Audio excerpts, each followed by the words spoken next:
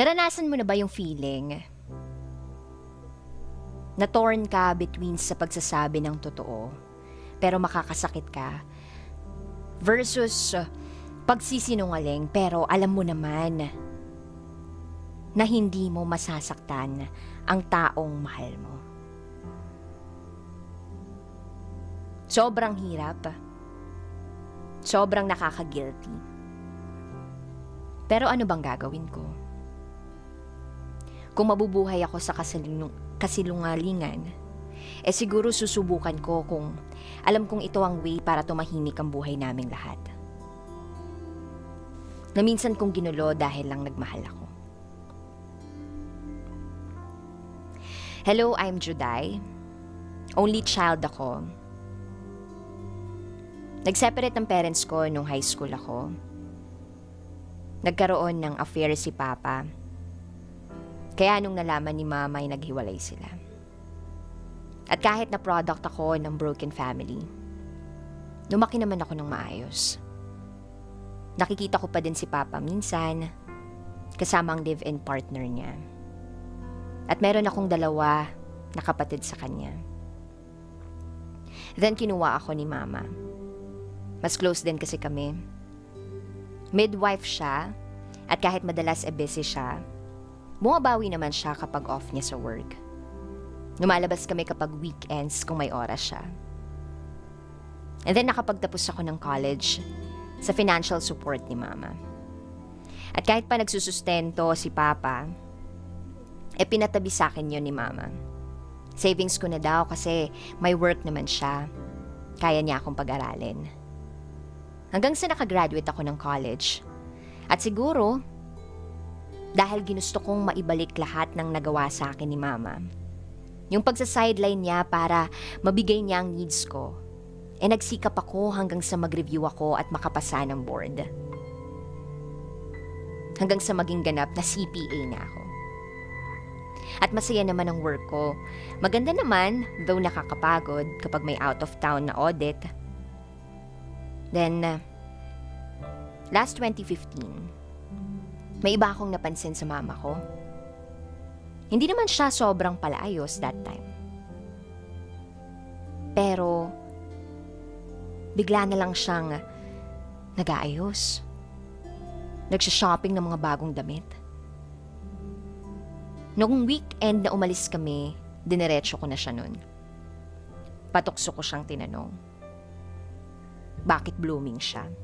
At sino yung always niyang kausap sa cellphone or ka-chat bago matulog?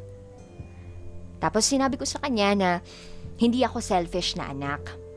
If she can find happiness sa isang lalaki na mamahalin niya, edi hahayaan ko siya. Susuportahan ko siya kung saan man siya masaya. At hindi nga ako nagkamali. Umamin si Mama na na-in-love nga siya. May pinakilala daw yung isang kaibigan niya. Isa sa ninang ko. Meron daw college schoolmate yun. Tas pinakilala kay Mama nung minsang umalis sila. Kaibigan na daw niya for almost 3 months. At ayun nga daw, parang na-develop na sila sa isa't isa. Nasa MU stage na daw sila.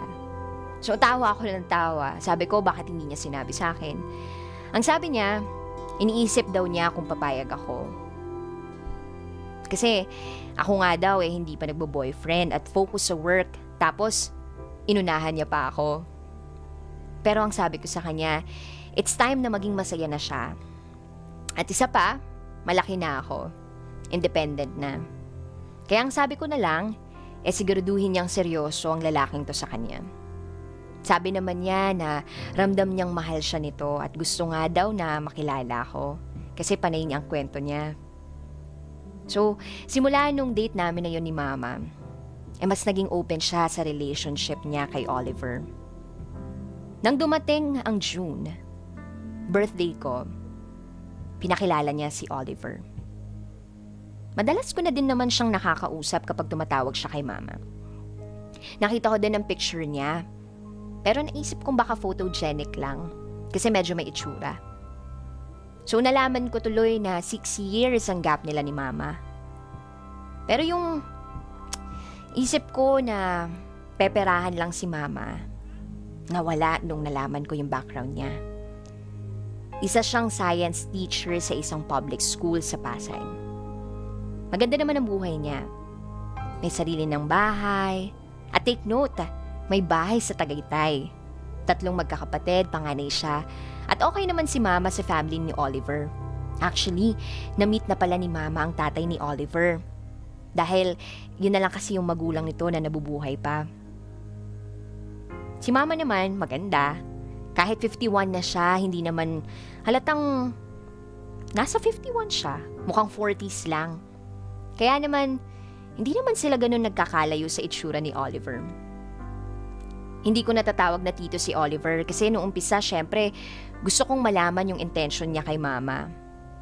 Pero after few months, nakita ko naman kung bakit siya nagustuhan ni Mama. Sweet, caring, mahilig mag-surprise, at isang mabuting kaibigan. May time na nagkasakit si Mama at nag-leave siya ng 3 days kahit pa may mga needs siyang tapusin sa school. Nagstay siya sa bahay namin para alagaan si Mama. At sa totoo lang, nainggit ako kung paano niya alagaan si Mama. Saksi ako sa pagpupuyat niya para gumawa ng lesson plan. Tapos maya-maya i-check niya si Mama. Then one night, sabay kami nag-dinner. I asked him, bakit si Mama? Mas madami dyan, single, pero bakit si Mama ko? Alam mo kung anong sagot niya sa akin? Kasi daw napakabait ni Mama. Sa part na yun, medyo kinilig ako. Nung kaibigan pa lang daw niya ito, nakikita niya na yung pagiging selfless ng Mama ko. Kaya nga naiinis siya sa papa ko kasi sinaktan ng papa ko si Mama. Pero nagpapasalamat siya kasi kung hindi iniwan ni Papa si Mama, hindi sila magkakakilala. Marami pa kami na pag-usapan, pati buhay ko na share ko na din. Yun ang araw na naging close na kami ni Oliver. Madalas na din kaming nakakapag-usap. At minsan lumalabas kaming 3. Kung titingnan mo, parang happy family. Pero ewan ko ba? May ibang damdamin ako para kay Oliver. Napapansin kong naiinis ako kapag ang tagal niya mag-reply sa mga text ko. Or minsan, pag may advice ako na need at hindi siya agad nagbibigay ng opinyon, naiirita ako. Mali na kung mali. Pero hindi ko alam kung saan nanggaling yung infatuation na nararamdaman ko na sa kanya. Hindi ko nga alam kung paano nagsimula eh. Isang araw habang gumagawa ako ng report, kinausap ako ni Mama. Natutuwa daw siya na close na kami ni Oliver. Sabi niya, at least daw 2 na yung daddy ko. Tinawanan ko lang siya. Tapos doon ko naisip na mali. Dapat iwasan ko na si Oliver. Dapat kalimutan ko na yung feelings ko sa kanya. Sisimulan ko na. At pipilitin ko na yung sarili ko na hindi mag-text at mag-message sa kanya. Hanggang sa dumating ang isang araw, ako lang sa bahay. Night shift si Mama. Umuwi ako ng maaga kasi masakit ang ulo ko. 3 days na akong puyat dahil sa month-end reports. Magde-dinner na lang ako nang biglang may mag-doorbell. Pagtingin ko sa gate, nandun si Oliver. So pinagbuksan ko siya. Napansin ko na parang bad trip siya. Nung makapasok siya, sinabi ko na wala si Mama. Tinanong ko siya kung bakit siya dumalaw. Nagulat ako sa sagot niya. Sabi niya, may BF na ba daw ako na nagbabawal na may ibang lalaki na bumisita sa akin? So hindi ako agad nakasagot. Sabi niya, ano ba daw yung nagawa niya? Ano ba daw ang nagawa niya kung bakit ako umiiwas? Yung tipong laging hindi daw ako available pag aalis kaming 3 pag weekend. Or nasa kwarto kapag nasa bahay lang siya. So sinabi ko na busy lang ako. And then sinabi niya naramdam daw niya na umiiwas ako. Nagulat na lang ako nang niyakap niya ako. Sabi niya na miss niya daw ako.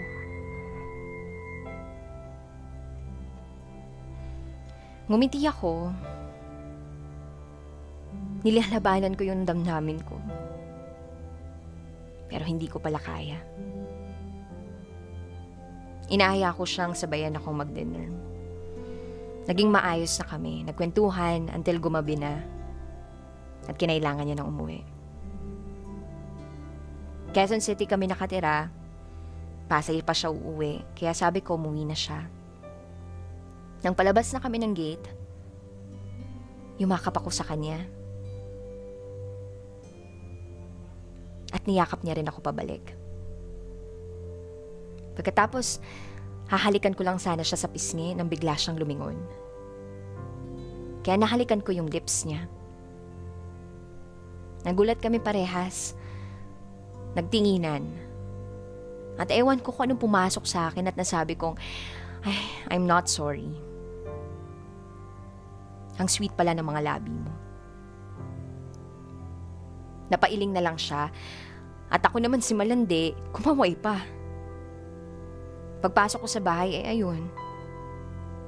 Lalo akong naguluhan. Tinext ko siya after 1 week. Kasi 1 week na din siyang hindi napunta ng bahay. Busy daw, sabi ni Mama. Sabi ko sa kanya, kalimutan na niya yung kiss. At alam mo kung anong reply niya? I miss your lips. Eh di naguluhan ako lalo. Lumipas ang 2 months, nabigyan ako ng assignment na mag-audit sa isang company sa Pasay for almost a month. 1 week pa lang pumayat na ako sa travel. Wala kasi akong kotse kaya commute lang ang drama ko. Then one night, naabutan ako ni Mama. Worried siya sa condition ko. Narinig niya daw na umuubo ako.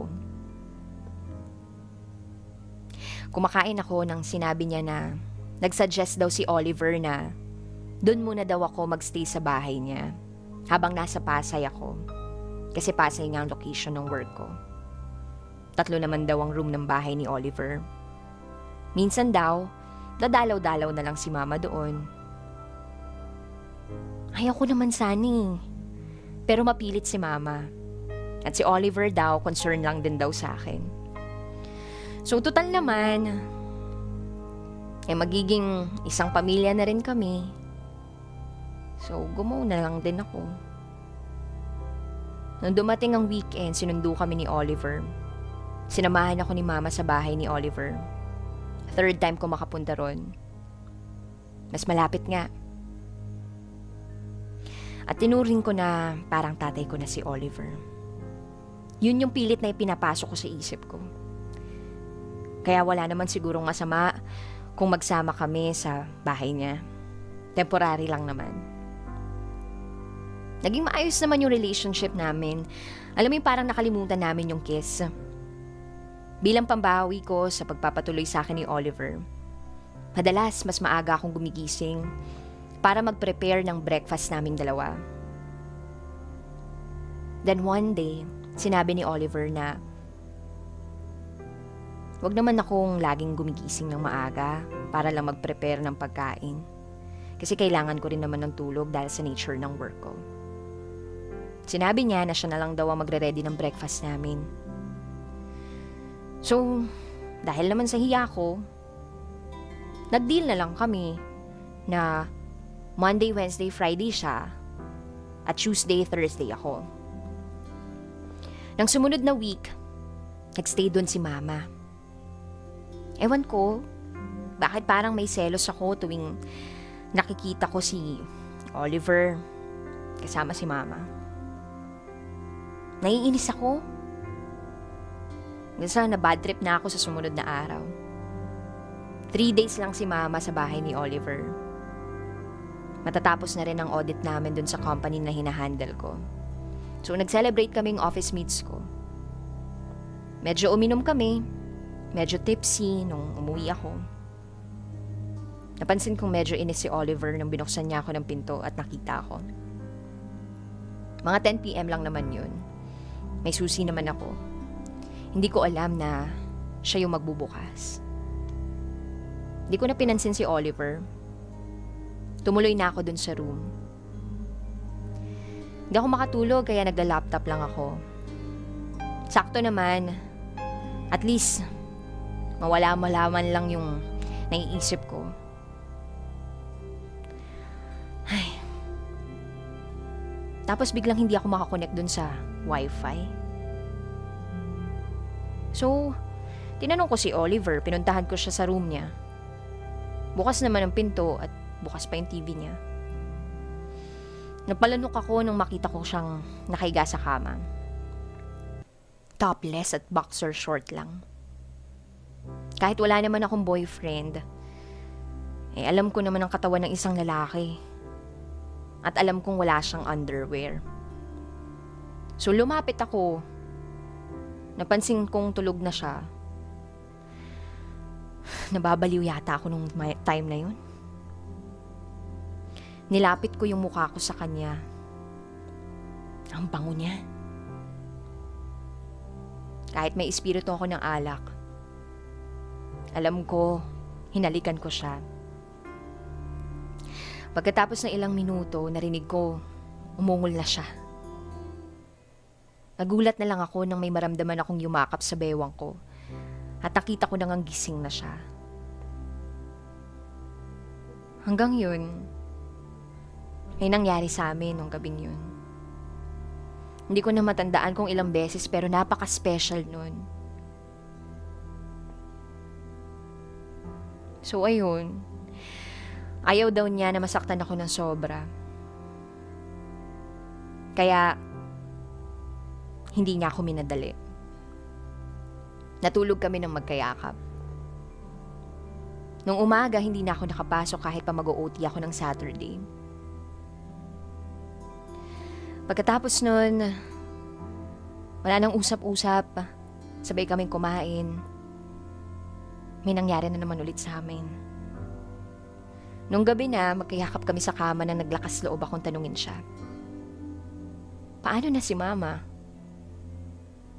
Alam kong mali yung sa amin kasi parang nagiging other woman niya ako. Sabi ni Oliver, paano daw ba kami mag-stop ngayong may nangyari na sa amin? He knows na meron siyang special na tingin sa akin. At parang hindi niya maisip na may babalik pa yung trato niya sa akin na parang anak. So tinanong niya ako kung anong plano ko. At dahil wala na akong masabi, hinalikan ko na lang siya ulit. May nangyari na naman sa amin. 2 days before ako bumalik ng bahay, dumating si Mama. Sobra yung pagka-guilty ko. Wala siyang kaalam-alam sa ginawa namin ni Oliver. Nung makita ko sila ni Oliver, may kirot sa dibdib ko. So, ayun. Ay, ano bang gagawin ko? Ano nga bang gagawin ko? Yung mama ko, nagkausap kami. May sinabi sa akin good news. Meron siyang dalang 2 brown envelope. Ang unang lumabas sa isang envelope, plane tickets going to Hong Kong. Sabi niya mag 1 year sila and 3 days from now ni Oliver. At yun daw yung surprise gift niya. Habang pinagmamasdan ko siya, naiisip ko yung kalokohan namin ni Oliver. So, ayun. Nilabas niya yung isa pang document sa isang envelope. Annulment papers. Approve na ang annulment nila ni Papa. Tapos pinakita niya yung engagement ring. Binigay daw ni Oliver dahil usapan nila.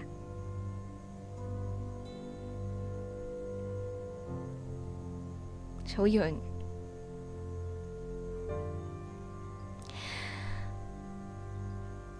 Magpapakasal na sila pag nag-grant na ang annulment. Si Oliver ang tumulong sa pag-aayos nun. Naiyak ako. Naiyak din siya. Sa kanya, tears of joy, sa akin. Ewan ko kung bakit ba ako umiyak nun. Dapat nga masaya ako sa nanay ko eh. Pero alam ko yung iyak na yun dahil sa inggit. Dahil sa guilt. Sa hopelessness. Napayakap ako kay mama. Gustong-gusto kong sabihin yung tungkol sa amin ni Oliver pero nawalan ako ng lakas ng loob. Kasi ang saya niya, alam mo yun? Sparkling yung mata ni mama. At kahit masakit tiniis ko, nung gabing yun hindi ako nag-text kay Oliver. Pero hindi na ako nakapagpigil. Tinext ko siya kinaumagahan. Sabi ko magkita kami. So sinabi niya sa akin na nagigilty din daw siya. Sinabi niya sa akin na kung saan daw ako masaya, susuportahan niya ako.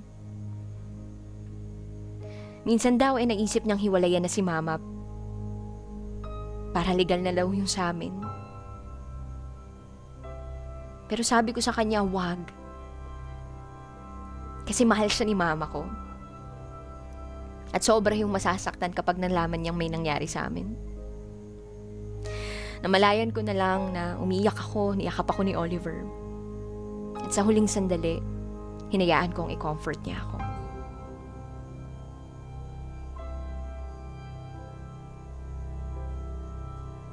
So yun.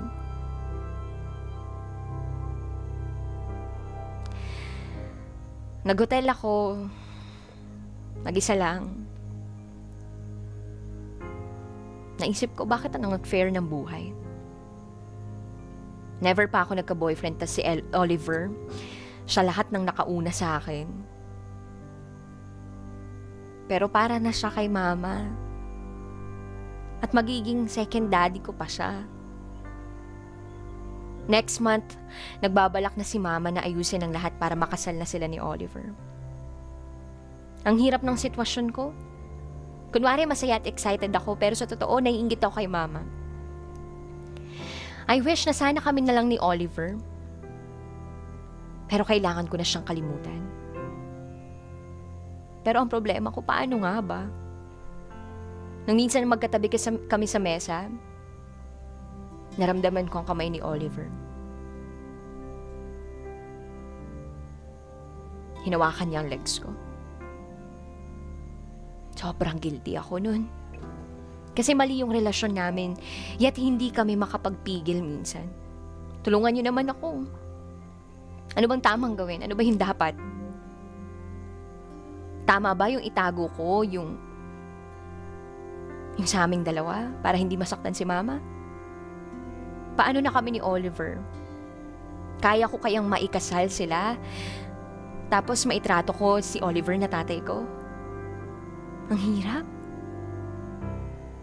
Parang we had the right love at the wrong time. Malandi na siguro ako para sa iba, pero minsan ganun eh. Nagmamahal tayo nang hindi ginagamit ang utak, kundi puso lang. That secret file was sent to us by Juday. Si Juday na in love sa boyfriend ng nanay niya. May lihim na relasyon with her mother's boyfriend. Ano nga bang dapat gawin? Susundin mo ba ang puso mo? Kahit alam mong may masasaktang tao na mahal mo. O pipiliin mo kung anong mas tama at dapat na gawin.